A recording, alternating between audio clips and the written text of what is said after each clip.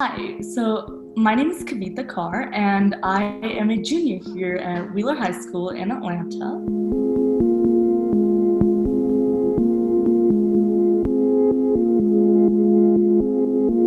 And I'm really thankful that I'm talking to you today. This is awesome.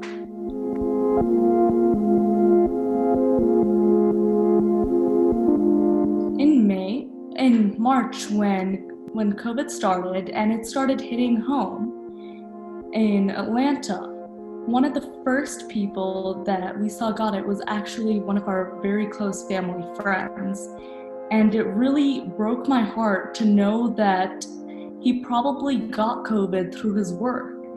And it was really sad when their family was telling us that there was a very high likelihood that he contracted COVID through his work just because he didn't have the PPE he needed to get through day by day.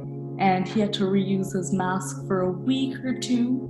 And at that time, I also saw what was happening in New York and how nurses were fighting over PPE and how hospital systems just couldn't provide nurses and doctors with masks.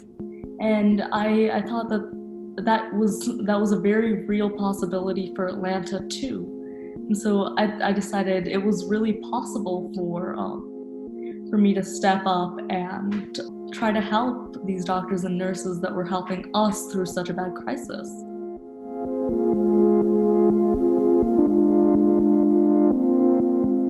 Getting the project up off the ground wasn't actually the hard part.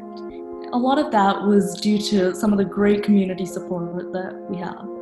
Like within the first 24 hours, there were so many people that just pitched in to try to help fund the masks.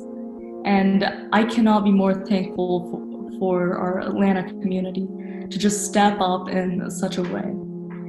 And I figured out that it was possible through a lot of suppliers in China, because China was able to ramp up their production of masks so much that they had an oversupply which they could deliver to the rest of the world.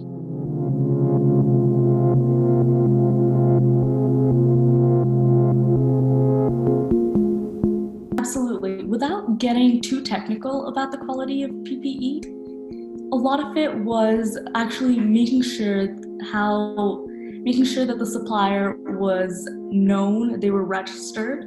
There was an FDA registry going on at the time for masks that weren't N95s, but held to N95 standards with the KN95s. And after the masks arrived, we got them fit tested by doctors, and thankfully that they were good. Doctors found that these were going to protect them.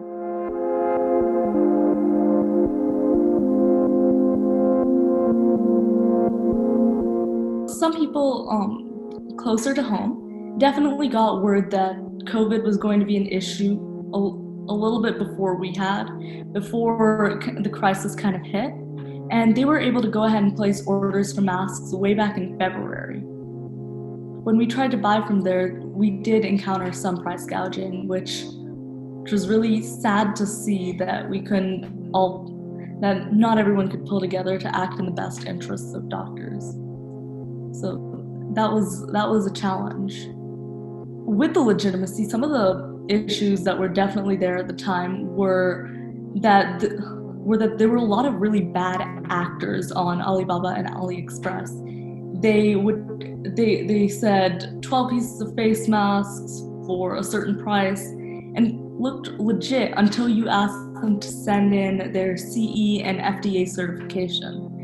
And there could have been forgery there too, with photocopiers and whatnot. And one of the key steps was cross-checking the company name with the FDA database. And after that, after verifying the legitimacy there, it was trying to get the masks all the way through DHL from China to America. And that was definitely a process because DHL had backlogs for a month or so. And they had also stopped shipping packages over 10 kilograms, which the masks definitely were. Also, and in the middle there, about March 29th, I think, there was an order from the US that no more masks could be shipped into the country. And that was really, that kind of stopped what we were doing. And we tried to find a way to move forward, and in a couple of weeks that order actually got lifted. And at that point DHL was no longer an option. So then we moved to FedEx, and I was finally able to get the shipment through FedEx. But the packages actually landed in the wrong place, and it took a couple of weeks from China to clear customs there. And I think one set of masks went to Kentucky and one went to LA. Getting them to Atlanta was another big challenge.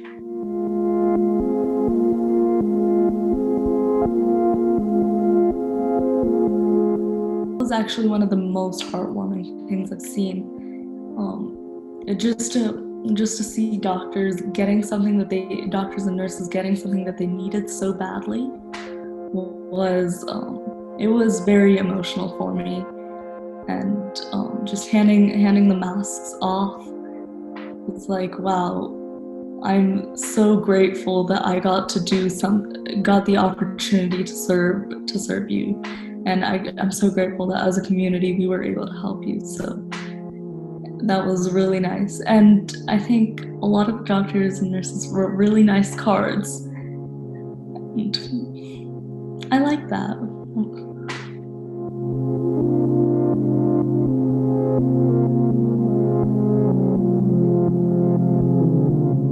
Our healthcare workers are doing everything for us. They are risking their lives every day to make sure that we get the treatment that we need.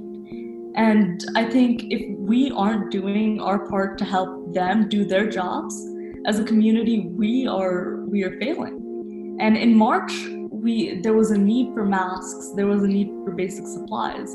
And then as a community, we were able to step up. And now the biggest thing our healthcare workers need from us is to stay home and follow the CDC guidelines for limiting the spread of COVID. And I think as a community, that's what we can do to help them now.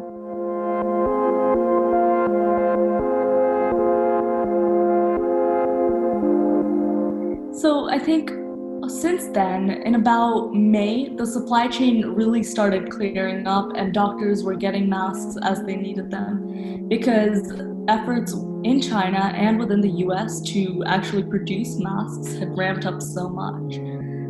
There are factories that got converted in America to go ahead and produce masks instead of what they were doing. And that's actually helped some of the 25-fold increase in demand for masks. And apart from that, I've really been trying to follow the CDC guidelines with staying home and minimizing contact and just wearing a mask whenever I'm out. And I think that's something that we all could do as a community.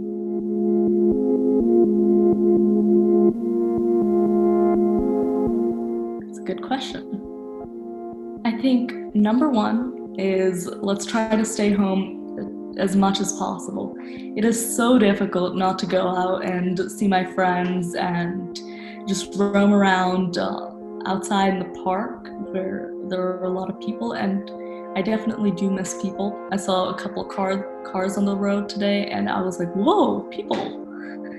And it's very difficult, but I think that is something that we can do as a community. And I know that we are strong enough to do that until COVID ends. Thank you so much for listening to what I have to say. And if any cover readers actually went in, and if any of our cover readers are doctors, wanted to thank them, doctors and nurses, I want to thank them so much for what they're doing. The work that you do is invaluable. And then I think for the rest of our readers, we get to stay home together.